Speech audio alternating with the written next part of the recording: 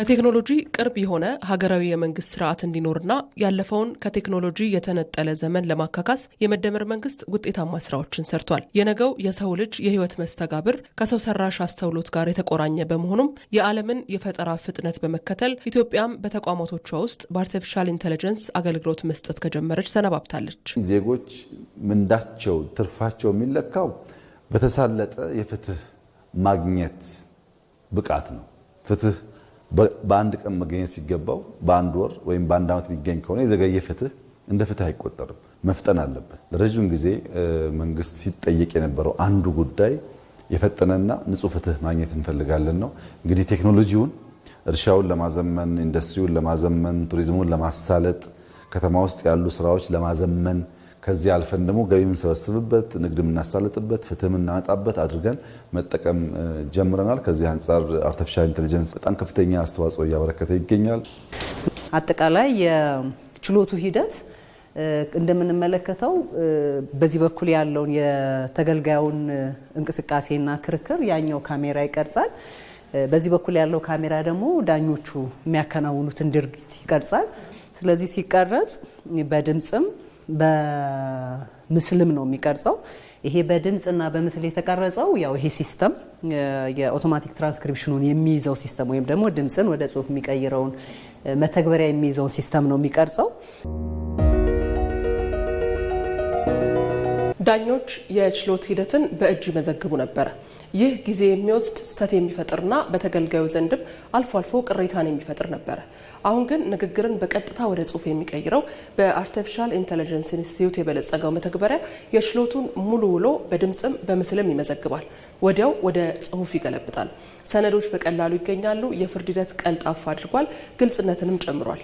በአጠቃላይ ዳኝነትን ከየእጅ ስራ ወደ ዲጂታል አገልግሎት ቀይሮታል። ይሄ መተግበሪያ በዋነኛነት ከዚህ በፊት የፌዴራል ፍርድ ቤቶች በችሎት የሚያከናውኗቸውን ክርክሮች፣ ሂደቶች እንዳለ ዳኞች በእጃቸው ነበር የሚመዘግቡት። ስለዚህ እነዚህ የክርክር ሂደቶችን በእጅ መመዝገብ በራሱ በጣም ረጅም ጊዜ የሚወስድ ሂደት ነው።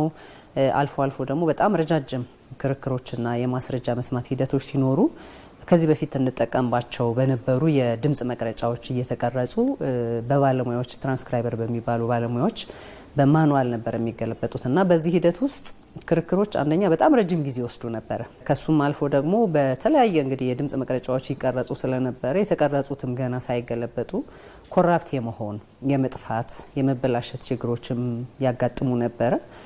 ስለዚህ እነዚህን ችግሮች የመዘግየትና የመጥፋቱ የመበላሸቱ ድጋሚ የሂደቱን ከእንደገና ደግሞ የመስማት ወደ መስማት የሚመልሱ የነበሩትን ሂደቶች ሙሉ ለሙሉ የሚቀርፍ በመሆኑ ቅልጥፍና ላይ፣ ጥራት ላይ እንዲሁም ደግሞ በፍርድ ቤቱ የሚደረጉ የክርክር ሂደቶች በተከራካሪ ወገኖች ተአማኒ እንዲሆን ከማድረግ አኳያ ትልቅ ውጤት አምጥቷል ብለን እናምናለን። በአሁኑ ሰዓትም በስማርት ኮርት አደረጃጀት የአርቲፊሻል ኢንተለጀንስ መተግበሪያው በሶስቱም የፌዴራል ፍርድ ቤቶች ተተግብሯል።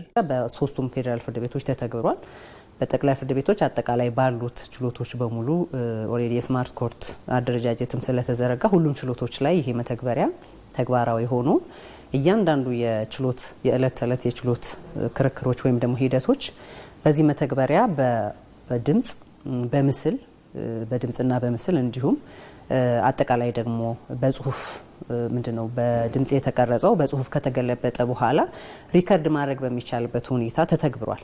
ፌዴራል ከፍተኛ ፍርድ ቤትም የፌዴራል መጀመሪያ ደረጃ ፍርድ ቤትም በተወሰኑ በተመረጡ ችሎቶች እነዚህ ይሄ መተግበሪያ ተግባራዊ ሆኖ የችሎት ሂደቶች እየተቀረጹ ወዲያው ደግሞ እየተገለበጡ ለዳኝነት አገልግሎቱ ዝግጁ እየሆኑ ያሉበት ሁኔታ ነው ያለው። ከመዝገብ መክፈት ጀምሮ እስከ ውሳኔ መሰጠት ድረስ ያለውን ሂደት ወደ ቴክኖሎጂ የሚቀይር የተቀናጀ የጉዳዮችና የመረጃ የስርዓት መተግበሪያ በልጽጎ በሰበር ችሎት የሙከራ ትግበራ ላይ ይገኛል። በቀጣይም በሁሉም የፌዴራል ፍርድ ቤቶች ተግባራዊ ማድረግ በእቅድ የተያዘ አገልግሎት አቅላይ ውሳኔ ነው። በዚህ እንዳነረካ ይሄ ጥሩ ጅማሮ ነው።